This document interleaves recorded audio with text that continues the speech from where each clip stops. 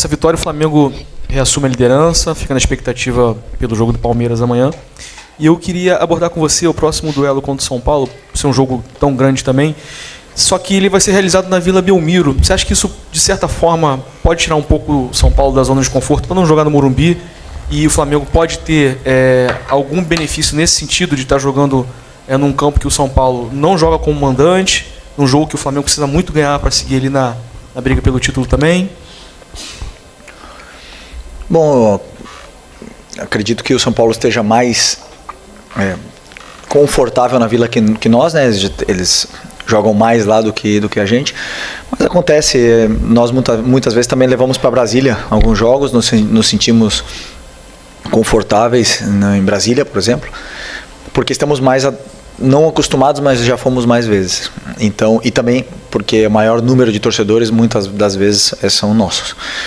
Então, não sei como é que vai ser a distribuição dos ingressos lá, mas faz muita diferença quem tem a maioria da torcida ou a torcida que canta mais. Isso, mas claro que não é a mesma coisa para o São Paulo jogar como jogar no Morumbi, com certeza muda, é diferente.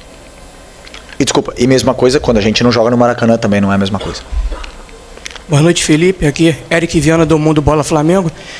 Te perguntar sobre as finalizações. O Flamengo chutou 10 vezes de fora da área, uma coisa que a torcida pedia bastante. Você já falou um pouco que isso tem muito a ver com mais os jogadores do que um pedido seu. Queria saber se você tem cobrado mais para essas finalizações de fora da área acontecerem. E a mesma coisa também para as cobranças de falta, que 7 meses depois o Flamengo volta a marcar de falta com a Arrascaeta. Se tem treinado também essas cobranças mais. Obrigado. Bom, sobre o chute de fora da área, eu penso muito, primeiro, como você falou, nas características dos jogadores que estão no campo. Tem uns que são mais chutadores que outros. E principalmente os espaços que o adversário deixa para que você chute. E uma das coisas que o esporte deixa esse espaço na frente da área muitas vezes para que você chute. Foi assim que o Fortaleza fez gol neles. E alguns outros times tiveram possibilidades. O São Paulo fez gols neles também, assim, de fora da área, de rebote. Então isso acaba acontecendo naturalmente. Os jogadores sentem mais confiança para chutar. Eles treinam chute todas as semanas, faltas nem sempre, uma sequência de jogos não, mas que o gol de falta tem entrado. Muitas vezes assim, fazemos gols de bola parada, ou de bola rolando, ou de cruzamento, ou de chute fora da área, mas normalmente 1, 2 gols por jogo. Então passam 2 meses ou 3, 4 meses e vocês falam: poxa, mas faz tempo que não faz gol de fora da área, ou faz tempo que não faz gol de falta. Não dá para fazer gol de todos os tipos, todos os jogos, né? Os gols vão se revezando muitas vezes. O importante é que temos capacidade para fazê-los, né? Com jogadores determinantes como temos. Felipe, boa noite. Igor Siqueira do UOL. Coletiva passada você mencionou que você ia aproveitar esse jogo para recuperar a confiança de alguns jogadores, né? Você considera que o objetivo foi alcançado? E a gente também sabe que você é um cara que é estudioso, metódico, gosta de mergulhar muito no futebol. E apesar de estar pensando sempre no próximo jogo, como você repete para a gente, mas você está tentando alcançar ou aumentar o seu repertório como técnico de alguma maneira nesse período, principalmente que vai anteceder esse mês de Libertadores, finais importantes, conclusão de temporada? Tipo, está assistindo alguém, estudando alguma questão, algum nó que você está tentando desatar no seu próprio repertório como treinador? Então, eu estudo todas as semanas, assisto jogos das equipes que eu acho que me servem como modelo, para que eu possa também pegar ideias e soluções dependendo das equipes, dessas equipes europeias ou mesmo aqui brasileiras que enfrentam essas situações durante a semana e sempre nos dão algumas ideias e algumas aportações ao nosso repertório, nosso modelo de jogo. Muitas vezes já escutei falar que nosso time joga de forma igual. Isso para mim é o maior elogio que eu posso ter, porque isso quer dizer que o time tem identidade. Mas nunca é assim, porque sempre são muitos ajustes em função do plano de jogo, que muitas vezes passa desapercebido para o olho do torcedor, mas existem muitas variações dentro do próprio jogo que vão acontecendo, que faz com que nosso time seja muito difícil de ser marcado e pressionado. Então, evoluir sempre dá tempo. Aí eu esqueci o que... Bom... Acredito que sim, que todo mundo sai fortalecido depois de uma vitória de 3-0. Boa noite, Felipe. Aqui, Sidão Marinho da Litoral News. De hoje até a final da Libertadores, O Flamengo vai fazer 7 jogos, já fez o primeiro hoje, né? Porque provavelmente o jogo contra o Galo vai ser na terça-feira anterior lá em Minas.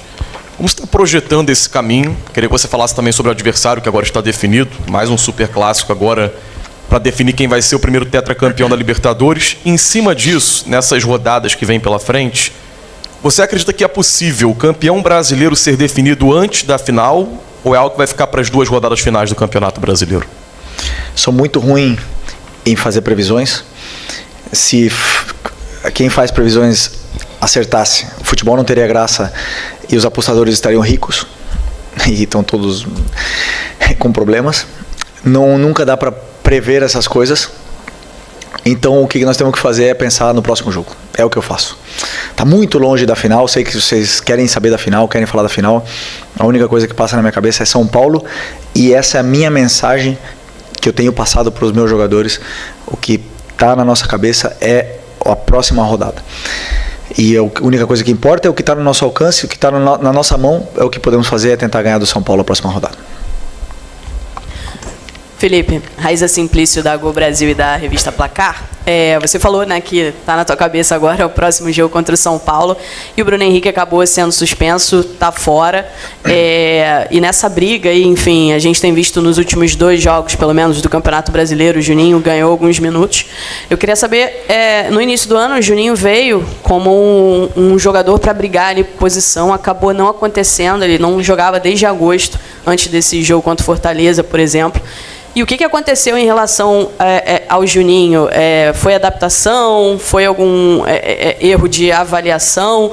Enfim, por que o Juninho não está tendo mais oportunidades nesse momento também sem o Pedro? Primeiro porque o fator número 1 para o jogador se colocar no campo, porque são eles que se colocam, é a performance individual. Então, nós tivemos aí uma ascensão, uma conquista da titularidade do Pedro nesse caminho todo, onde o Juninho, o Wallace, Bruno, todos eles foram perdendo espaço nesse momento.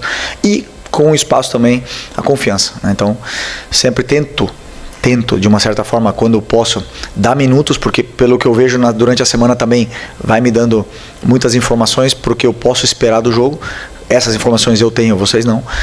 E muitas vezes as escolhas dos nomes não são agradáveis aos olhos e ouvidos dos torcedores, mas são porque também eu faço o que eu acredito que seja melhor para a equipe, dependendo do que eu vejo durante a semana e durante os treinos e os jogos, né? Então, o que aconteceu foi isso, não teve a sequência necessária, nunca conseguiu a confiança que precisa para poder performar e se colocar no time de forma unânime. Então, isso não aconteceu e só depende dele. Felipe aqui. Felipe, na quarta-feira, você deu um recado para a torcida e pediu para que a torcida hoje viesse para o Maracanã e tivesse um comportamento de apoio ao time. E a gente percebeu que desde a hora que começou o aquecimento do goleiro, a torcida cantando sem parar. E apesar de alguns erros no primeiro tempo, nenhum jogador foi vaiado, todo mundo foi aplaudido e a torcida cantou os 90 minutos. Você acha que a mudança, até para as coisas que deram certo no segundo tempo, tem muito a ver com esse comportamento da torcida também, que comprou a sua ideia de vir para o Maracanã para poder apoiar, de dar a mão para o time, levar o time para a vitória, que era muito importante para essa fase do Campeonato Brasileiro? Obrigado. Excelente pergunta. Eu não tenho dúvida que a torcida hoje foi um fator determinante nessa vitória. E vou explicar o porquê. Porque quando entra no campo jogadores que não estão no seu melhor momento de forma, como por exemplo, todo mundo sabe, Lino, Bruno Henrique, que não estão com a confiança elevada, né? O próprio Plata, que vinha de uma expulsão, que vinha que fez para mim um excelente jogo contra o Racing, mas a expulsão afeta a cabeça de um jogador. Eles não receberam a cobrança que costumam receber com a torcida do Flamengo. E isso é importante, que a torcida saiba que eles foram determinantes, o torcedor, determinantes na recuperação desses jogadores no decorrer do jogo. Porque eles vão tocando na bola, o Lino começou errando, a gente já sabia que ia acontecer isso, mas ele foi, conforme foi passando o tempo, ele foi recuperando bolas, foi defendendo, foi se encontrando melhor e foi voltando a ser o Lino. Porque não podemos falar um jogador desse preço, pegar e botar na gaveta, não botar mais esse jogador, porque vai ser vaiado. Então esse é a capacidade que o torcedor tem em cima dos jogadores. E eles fizeram isso. Então, conforme foram passando os minutos, os jogadores foram melhorando e acabaram fazendo gol. E acabaram fazendo, o Bruno Henrique no caso, né? Acabou fazendo gol, acabou recuperando toda a confiança, o Lino acabou jogando muito bem e sendo muito importante até o final do jogo. E esse era o meu objetivo. Como eu falei na outra coletiva, não quero nunca ensinar o torcedor a torcer. Cada um faz o que quer, mas gostaria que o torcedor entendesse a potência e a capacidade que tem na hora de mudar a performance de um jogador. Então eu estou muito feliz, primeiro também porque lotou 70 mil pessoas no Maracanã. Felipe, boa noite. Emanuele Ribeiro do GE. Globo. Parabéns pela vitória. Você citou alguns jogadores aí que fizeram uma boa partida. Eu acho que o jogador que, na minha avaliação, foi muito bem hoje foi o De La Cruz, que volta a ser titular, né? Teve a lesão do Jorginho. Eu queria saber de você como que está o De La Cruz fisicamente. A gente sabe que ele teve alguns problemas ao longo da temporada e acabou que o Flamengo também contratou outras opções ali para o setor do meio campo, aumentando a concorrência no meio ali. E o De La Cruz acabou perdendo um pouco de espaço, mas é um jogador que tem uma qualidade enorme, que hoje fez uma grande partida. Aproveitando também como que está o Jorginho, se tem algum prazo para o retorno dele. Obrigado. O Nico, como eu falei para vocês nas outras coletivas, na minha visão e pelo meu conhecimento, o Nico é um jogador que, com sequência de treinamentos, ele performa do nível de clube grande europeu. É um jogador muito diferente. Mas várias coisas foram acontecendo antes do Mundial, com a lesão dele do joelho, num sacrifício que ele estava fazendo. E depois ele perdeu essa capacidade de somar treinos. Depois ele teve uma sequência de jogos onde forçou ainda mais, depois entrou processo gripal no meio. Então foram vários detalhes que foram tirando ele desses minutos de treinamento, essa sequência importante para a capacidade física dele, e ele acabou não tendo a sequência e nem podendo competir por posição. Mas o Nico, que todos conhecemos, com ritmo, bem treinado, é um jogador top. E hoje conseguiu voltar a somar minutos e se sentir bem dentro do campo, que é uma coisa importante para o jogador. E o Jorginho, nada muito grave, mas temos que ir com cautela. Felipe, tudo bem? Boa noite. Gabriel Orfão, canal Paparazzo Rubro Negro e Revista Placar. Felipe, entre as suas mudanças hoje, você colocou o João Vitor no fim do jogo, acabou entrando na vaga do Léo Pereira. E eu queria saber de você como é que você está enxergando essa questão do zagueiro reserva, né? Porque na maioria dos jogos do ano você tinha o Cleiton como opção, junto do Danilo, do Léo Pereira e do Léo Ortiz. O Cleiton até entrou contra o Bahia. Hoje você coloca o João Vitor para jogar e recentemente você botou até o Iago na lista de relacionados. Como é que você está enxergando essa situação dos zagueiros da base, os zagueiros mais jovens, podendo ajudar mais aí na sua equipe? E como é que você avalia o jogo do João Vitor hoje? Teve até um lance que você aplaudiu ele quando ele acelerou um pouco o jogo. Obrigado. O João, todo mundo sabe que a qualidade e do carinho que eu tenho pelo futebol dele. Ele estava no Mundial Sub-20, por isso não estava presente no jogo contra o Bahia. E eu repito a mesma coisa que eu falei do Juninho. Para mim é performance, e do que eu vejo durante a semana. E o João não baixa um segundo. Então optei por dar minutos para ele nesse jogo de hoje, porque estamos com o Léo Ortiz com problemas no tornozelo. Fez também um sacrifício muito grande. E é importante para mim que ele tenha minutos e se sinta jogador profissional, se sinta partícipe do que está acontecendo no campo, porque em qualquer momento podemos precisar e ele vai ser o jogador da sequência, pela performance dele no dia a dia. Felipe aqui, boa noite, tudo bem? Júlio Miguel Neto, Diz Fla e S1 Live. Felipe, você fala que sempre estuda muito jogo após jogo, né? Mas não tem como não perguntar essa situação do Pedro, porque o que passa para a imprensa e para a maioria do torcedor do Flamengo, que ainda é uma grande incógnita, né? Essa situação dele do antebraço em relação à sua calcificação e se ele vai estar apto ou não só para a final da Libertadores, mas tem jogos importantes no Brasileiro, tem um campeonato importante em curso, que é o Campeonato Brasileiro. E o Flamengo, nesse primeiro momento, se o Palmeiras não vencer amanhã, retoma a liderança. Eu queria perguntar para você em relação ao jogo de hoje, né? Você colocou o Bruno mais avançado. Já passa pela sua cabeça, você que é um cara estudioso, começar a avaliar a possibilidade de não ter o Pedro na Libertadores e ter essa peça-chave para o jogo contra a equipe do Palmeiras na Libertadores? Eu estou falando em relação à Libertadores, tem os outros jogos, mas já para ter uma base de caso você não ter o Pedro disponível. E o Plata? O Plata foi expulso. O Pedro, uma fratura óssea, eu não sou médico, né? Mas eu já quebrei as 2 pernas, eu já quebrei o braço, já quebrei a mão, tudo que é osso. São 6 semanas. Então, tá muito, muito ajustado para o Pedro chegar nessa final. Mas também tendo em conta a recuperação tão acelerada que ele teve com o joelho, e acelerada não, tão perfeita, né, como ele teve com a do joelho, e ele é um homem de fé, todos acreditamos que ele possa sim conseguir essa proeza, né, mas sem colocar prazo, sem colocar nenhuma pressa no jogador. Ele primeiro é a saúde e que ele esteja bem recuperado para poder performar, que é o mais importante. E o Bruno hoje jogou onde ele jogou em 2019 praticamente o ano inteiro, com ele e o Gabi na frente, o Arrasca na ponta esquerda e o Ribeiro na direita. Essa para mim é a posição dele, por mais que me digam o contrário, onde eu vejo ele poder fazer a diferença, que ele chega bem na área, tem bom cabeceio, ataca bem espaço, e quando está com confiança e está bem, é um jogador, como é que eu poderia dizer, ele e o Arrasca são lendas históricas do Flamengo e temos que agradecê-los. Felipe, boa noite. Bruno Castanha, de Papo Futebol Clube. Felipe, hoje o Flamengo teve mais um jogador expulso, né? Nos últimos jogos sempre vem rolando a expulsão, algumas justas, outras não. Mas eu queria saber do critério, né?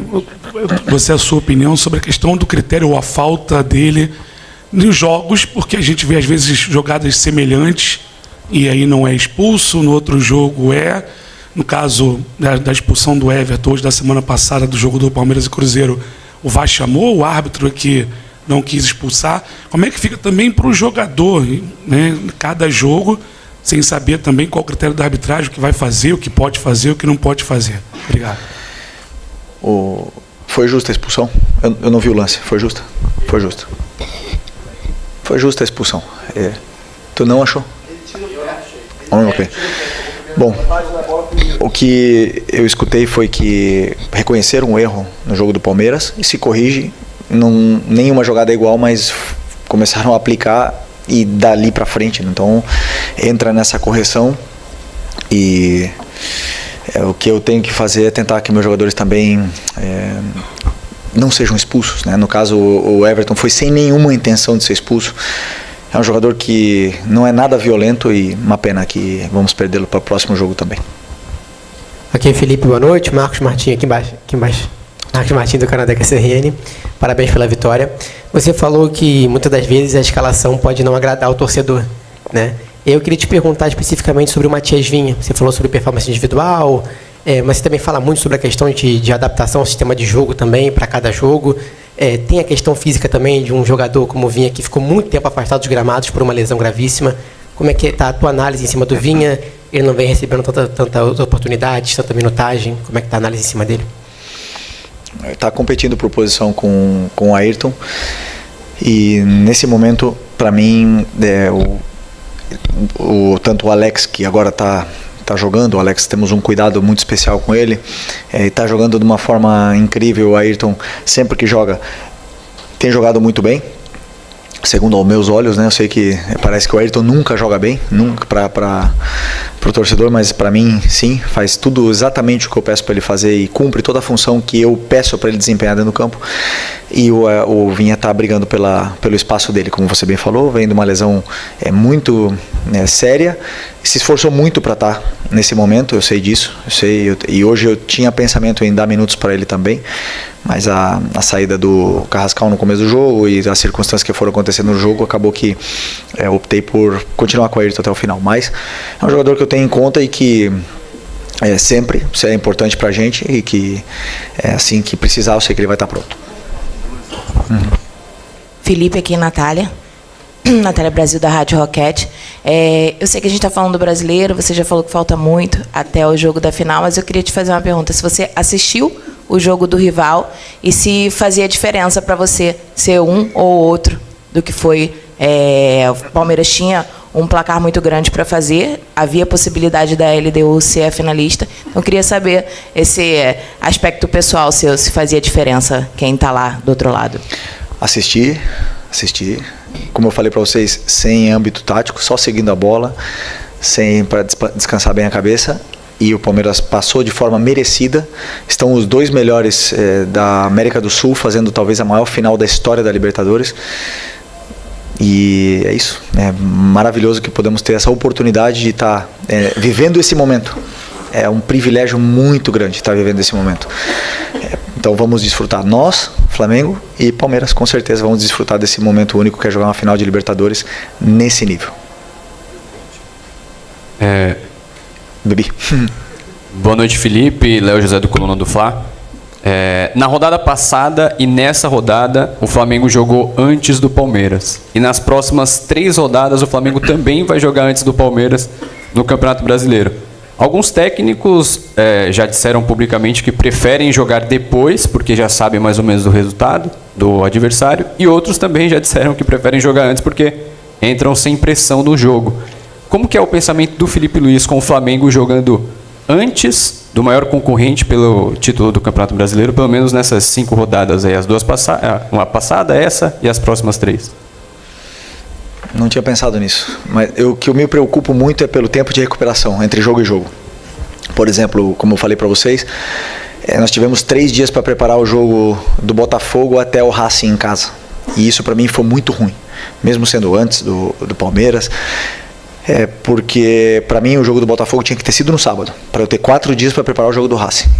E aí o Palmeiras também teria jogado no sábado, né? Mas não aconteceu dessa forma. E isso é a única coisa que me preocupa, que agora, por exemplo, nós vamos ter 4 dias para preparar o jogo do São Paulo, e isso já é um tempo razoável de preparação. Dá tempo de treinar, porque enquanto nós contra Fortaleza tivemos 2 dias, o Fortaleza treinou a semana inteira. O Vasco, nós treinamos 2 dias, ou nem treinamos, recuperação, o Vasco teve a semana inteira. E foram vários jogos assim. E se me dão 2 dias só de recuperação, é muito difícil. Então eu sempre me preocupo por ter essa diferença entre agora sábado e quarta. Aí ok, aí eu não tenho o que reclamar. Mas quando são 3 dias, realmente é apertado até a nível de fadiga mental, tática mesmo, para poder ajudar os jogadores. Ok? Obrigado, boa noite, pessoal.